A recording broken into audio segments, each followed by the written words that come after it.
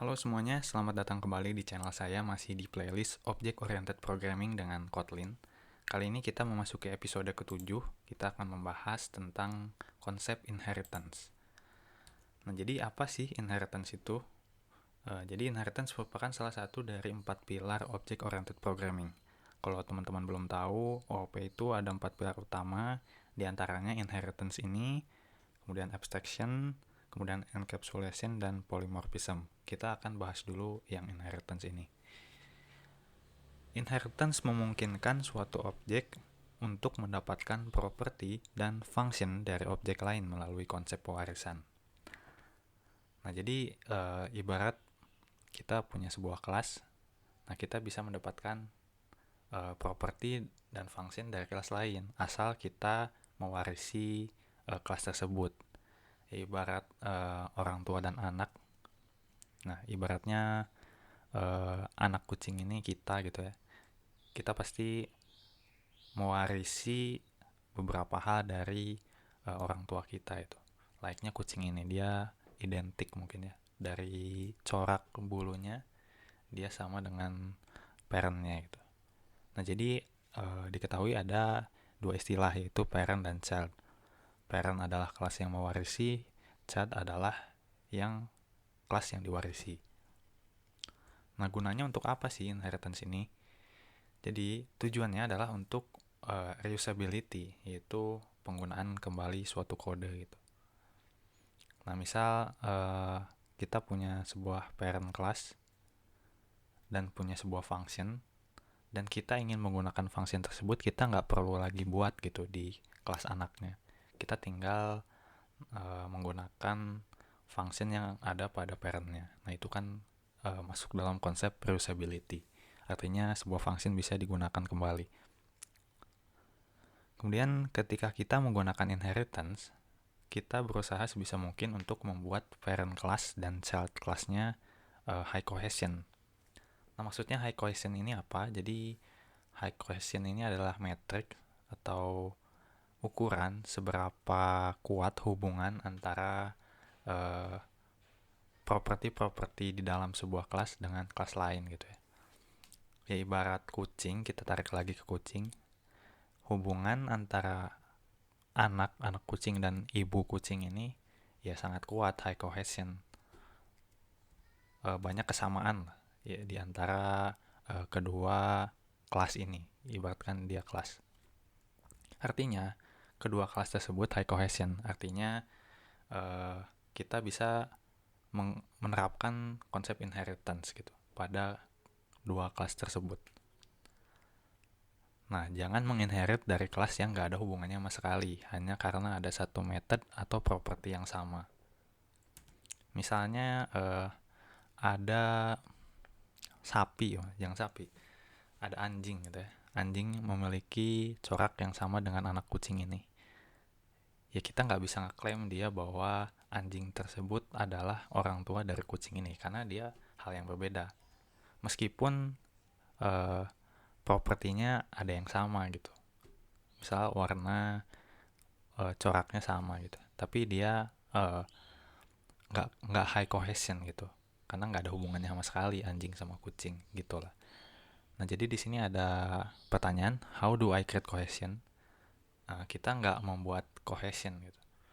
Cohesion adalah sesuatu hal yang kita temukan. Yang kita lakukan adalah jangan memisahkan sesuatu yang seharusnya sudah bersama gitu. Misalkan kita membuat sebuah project tanpa planning gitu ya.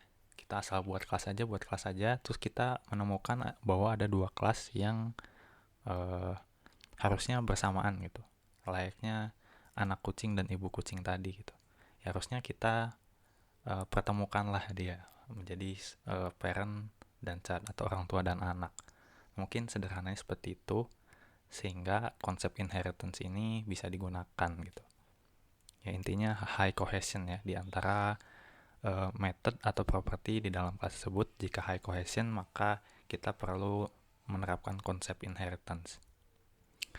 Nah, ini ada contohnya ya. Ibarat kita membuat dua buah kelas, square dan rectangle, di dalamnya kita bisa membuat function untuk mendapatkan luasnya ya, karena dia bangun datar, kita bisa mendapatkan luasnya. Nah, kalau teman-teman perhatikan, kedua function yang dimiliki oleh kelas ini itu high cohesion, karena dia konteksnya sama-sama mengembalikan nilai integer, yaitu nilai dari luasnya gitu. Nah, daripada kita membuatnya masing-masing seperti ini, kita buat parent kelasnya gitu. Nah, kita di sini kan menemukan cohesion ya. Ini menjawab pertanyaan yang tadi, how do I get cohesion? Cohesion itu adalah something yang kamu cari gitu, kamu temukan lah gitu. Nah, kita menemukan high cohesion di sini. Solusinya dengan inheritance. Nah, kita membuat sebuah parent class, yaitu shape atau bentuk ya, mungkin. Nah, kenapa di sini pakai open? Nah, secara default kelas di Kotlin itu closed class ya. Jadi kita nggak bisa menurunkan sifatnya, menurunkan sifat suatu kelas jika nggak pakai open lah, sederhananya seperti itu. Jadi kita buat kelas parentnya, yaitu kelas shape, kemudian kita buat property-nya juga, dan kita buat function get area di sini. Nah, function get area ini diberikan kondisi jika parameter keduanya itu 0, yaitu b, argumennya 0, maka dia akan mereturn sisi kali sisi gitu. Saya ulangi, mungkin lebih tepatnya gini, jika parameter b-nya tidak 0, dia akan mereturn a kali b. Kalau b-nya 0 ya dia mereturn a kali a. Nah, maksudnya apa? Nah, kalau kita lihat dalam penerapan inheritance-nya di sini kita menggunakan tanda titik 2 ya. Ini artinya extend. Kalau di Java itu dia extend. Titik 2 ini. Dia extend terhadap class shape. Kemudian ya kita buat class shape-nya di sini, kita masukkan argumennya yaitu length dan height. Kita menggunakan secondary constructor. Sementara yang square ini dia menggunakan primary constructor. Nah, otomatis kalau dia menggunakan primary constructor, yang b-nya kan nggak keisi. Nah, maka dia akan dikenali sebagai square. Sementara kalau yang rectangle, berarti dia dua-duanya keisi, a dan b-nya keisi, maka dia mereturn a kali b. Nah, kita hanya perlu mendeclare kelasnya seperti ini gitu ya. Kita nggak perlu membuat bodinya, bahkan karena ini cukup sederhana, karena fungsinya sudah dibuat di kelas parentnya di sini.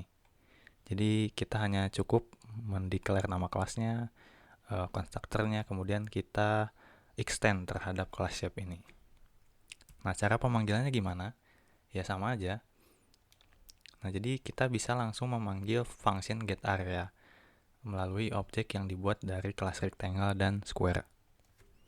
Karena secara tidak langsung, secara implisit, rectangle dan square ini dia mempunyai function getArea dan semua sifat-sifat yang dimiliki shape ini.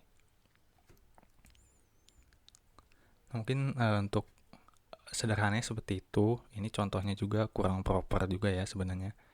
Cuma ini contoh terbaik yang bisa saya berikan. Mungkin kita akan coba praktekkan bagaimana kita menerapkannya. Kita akan buat kelas laptop, atau jangan laptop deh, elektronik.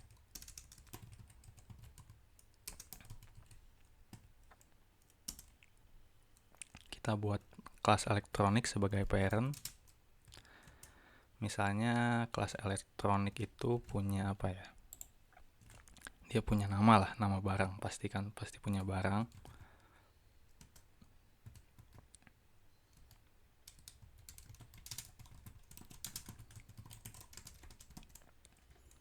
Kemudian dia punya harga, misal price.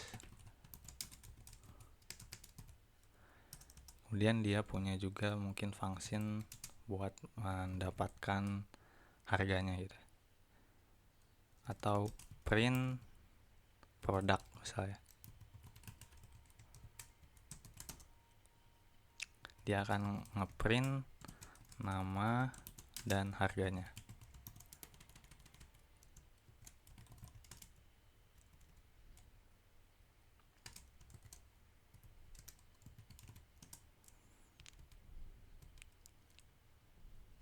Nah, kemudian kita akan buat kelas laptop misalnya.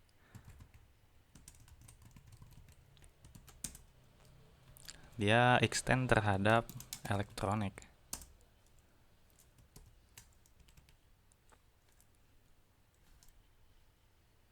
Nah, sebenarnya cukup seperti ini aja. Properti-properti yang public di sini, dia akan diturunkan ke laptop gitu. Jadi laptop ini bakal punya nama, punya price, dan punya function print product. Kita akan coba gunakan di function main. Kita buat laptop.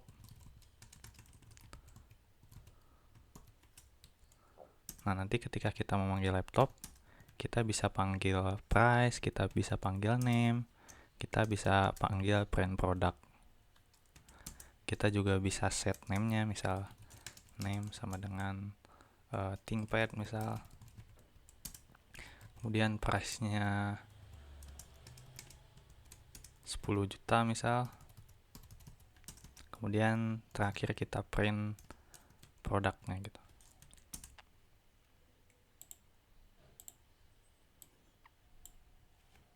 Nah, hasilnya nanti dia akan tetap berjalan gitu. Dia akan mengeksekusi function dari parentnya. Nah, kalau simple gini sebenarnya emang nggak kerasa apa-apa sih. Buat apa sih ada inheritance ini gitu? Ya karena ini hal yang simple.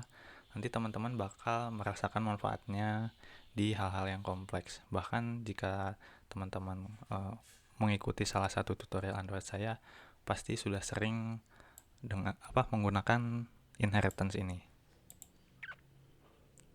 Mungkin contoh sederhananya lagi, ya kita bisa buat barang elektronik lain gitu, misal TV, kita tinggal mengextend terhadap kelas elektronik.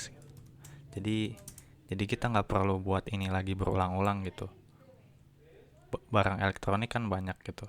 Nah, jadi kita nggak perlu buat properti dan function yang berulang-ulang. Nah, ini manfaat dari inheritance, yaitu reusability. Nah, mungkin cukup sekian untuk pemahaman penjelasan dari inheritance. Semoga bermanfaat. Kita berjumpa lagi di video-video selanjutnya.